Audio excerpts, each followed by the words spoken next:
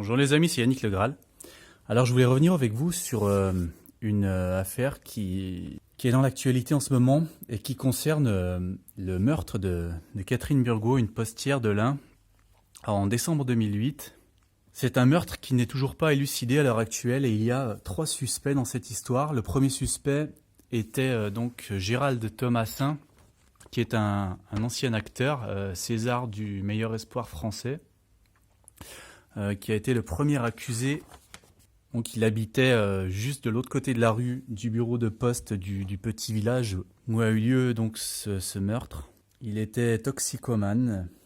Je ne sais pas depuis s'il a réussi à décrocher ou pas. Donc il y a un deuxième suspect qui était également un toxicomane qui habitait la même commune. Et depuis peu de temps, il y a un troisième suspect qui est un ambulancier qui était passé ce jour-là dans le bureau de tabac, dont on a retrouvé l'ADN sur le lieu et qui a reconnu avoir volé de l'argent.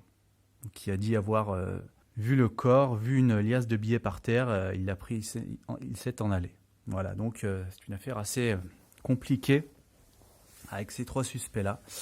Et donc, il devait y avoir une confrontation à Lyon de ces 3 suspects il y a 15 jours. Et donc, l'ancien acteur Gérald Thomassin s'y rendait. Et on a perdu sa trace. Donc je voulais savoir ce qui lui était arrivé. Alors, c'est ce que j'ai posé comme question ici. J'ai posé d'abord où est passé Gérald Thomassin. Ensuite, j'ai demandé est-il mort ou vivant? Et là, j'ai demandé qui avait commis le meurtre de la postière.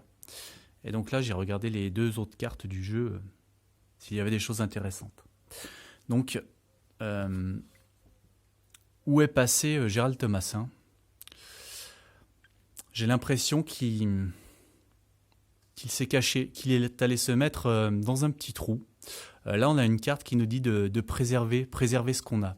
Donc, à mon avis, il a dû être pris peut-être d'une angoisse ou d'un doute, voilà, d'une peur en arrivant à Lyon. Je pense qu'il a voulu préserver peut-être sa liberté et qu'il est probablement allé se cacher pour se préserver de cette histoire. Peut-être qu'il avait peur d'aller au tribunal, que ça fasse remonter des choses, je ne sais pas. Mais bon, là, moi, je vois quelqu'un qui s'est préservé, qui s'est enterré quelque part. Donc, j'avais des doutes, j'ai demandé est-il mort ou vivant? Là, j'ai eu la roue, donc a priori, c'est bien quelqu'un qui est en fuite, qui a pris un moyen de transport pour rouler. Même si la roue peut également m'indiquer le destin, moi, dans ce jeu, ça m'indique quand même souvent un véhicule, un moyen de transport. Donc moi, je dirais qu'il s'est sauvé pour se préserver, en fait, de peur de la confrontation. Et donc, j'ai demandé qui avait tué la pauvre postière, donc Catherine Burgot. Et j'ai eu cette carte, le char.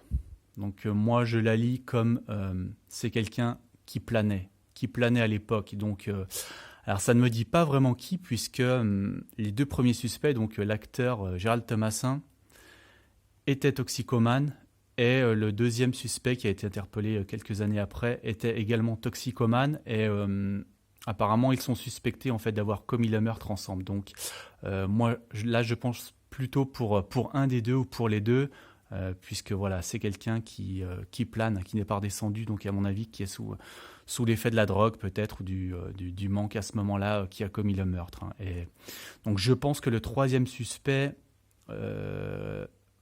il y a évidemment bien son ADN sur les lieux du meurtre, mais bon, là, d'après la carte, je pense qu'effectivement, il s'est plutôt cantonné au vol de l'argent devant la scène. Il en a profité pour prendre cette liasse de billets, en voyant une belle opportunité, plutôt que de signaler le meurtre. Donc voilà. Alors donc les cartes qui sont ressorties sur le jeu, là, moi, j'y vois la postière. C'est une dame qui tient des comptes. Là, elle tend du pain, là, elle tend de l'argent, donc elle donne de la nourriture. Il faut savoir que donc, la postière qui habitait juste en face de chez Gérald Thomassin était celle qui lui donnait son RSA tous les mois, donc qui lui donnait de quoi survivre. Là, on voit une maison juste en face de la fenêtre, comme sur les lieux, donc voilà.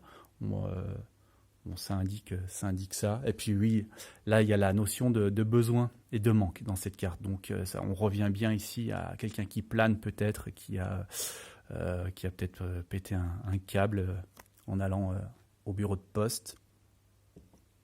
Et alors dessous j'ai le 10 d'épée. Alors là, on ne le voit pas vraiment par rapport à l'illustration, mais il faut savoir que le 10 d'épée au tarot, c'est une carte qui indique souvent la fin de quelque chose.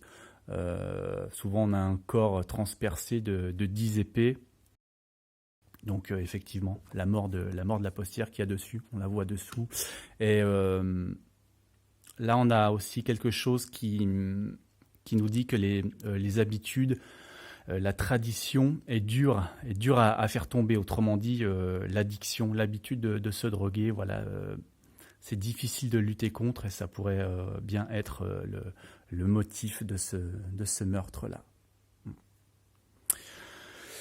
Voilà ce que m'indique le tarot pour cette question-là. Voilà, merci les amis, à très bientôt.